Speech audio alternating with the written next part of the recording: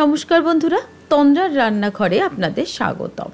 বেশ কিছুদিন পরে আমি কিন্তু ভিডিও আপলোড করছি। আমি একটু অসুস্থ ছিলাম। আমার আজকের রেসিপি আর মাছের ঝোল। রেসিপিটি খুবই সহজেই বানিয়ে নেওয়া যায়। চলুন তাহলে দেখে নিই রেসিপিটা।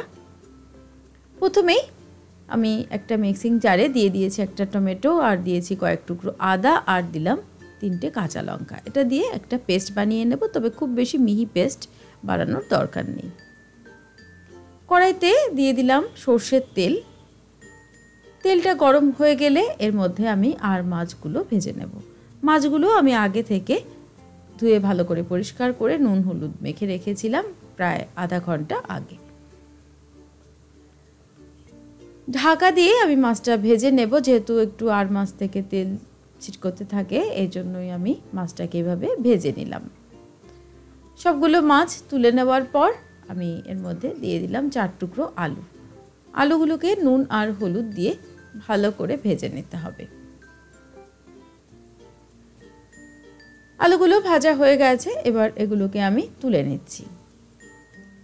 সবগুলো আলু তুলে নেওয়ার পর আমি এই তেলের মধ্যে ফোড়নে দিলাম এলাচ, দারচিনি, আর দিলাম জিরে।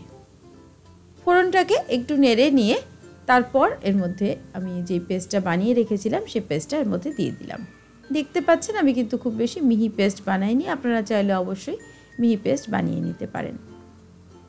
একটু নেড়ে নিয়ে এর মধ্যে দিয়ে দেব হাফ চামচ জিরে গুঁড়ো, হাফ চামচ দিলাম ধনে গুঁড়ো, দিয়ে দেব লাল লঙ্কা গুঁড়ো পরিমাণ মতো, আর দিয়ে দেব পরিমাণ মতো হলুদ গুঁড়ো, আর দিলাম স্বাদ মতো নুন। এবার মশলাটাকে খুব ভালো করে কষিয়ে নিচ্ছি।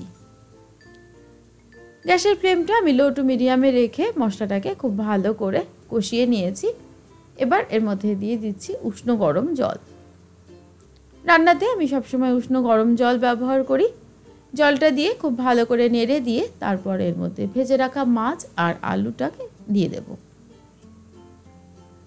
সবগুলো মাছ আমি দিয়ে দিলাম, এবার আলুগুলো দিয়ে দিচ্ছি।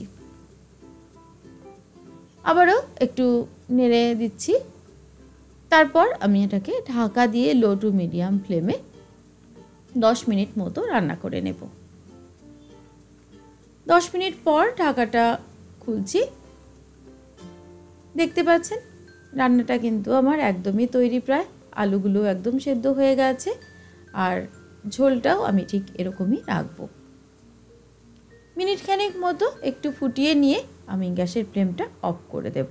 আপনারা চাইলে অবশ্যই এর মধ্যে একটু ঘি দিতে পারেন। রান্নাটা আমার একদমই তৈরি। গ্যাসের ফ্লেমটা আমি অফ করে দিয়ে মিনিট খানেক মতো ঢাকা দিয়ে রেখে তারপর আমি এটা সার্ভ করে নিয়েছি। গরম ভাতের সাথে এই মাছের ঝোল খেতে কিন্তু দুর্দান্ত। রেসিপিটি আপনাদের কেমন লাগলো আমাকে প্লিজ কমেন্ট করে জানাবেন, আর আমার চ্যানেলটিকে প্লিজ সাবস্ক্রাইব করে নেবেন। ভালো থাকবেন, ধন্যবাদ।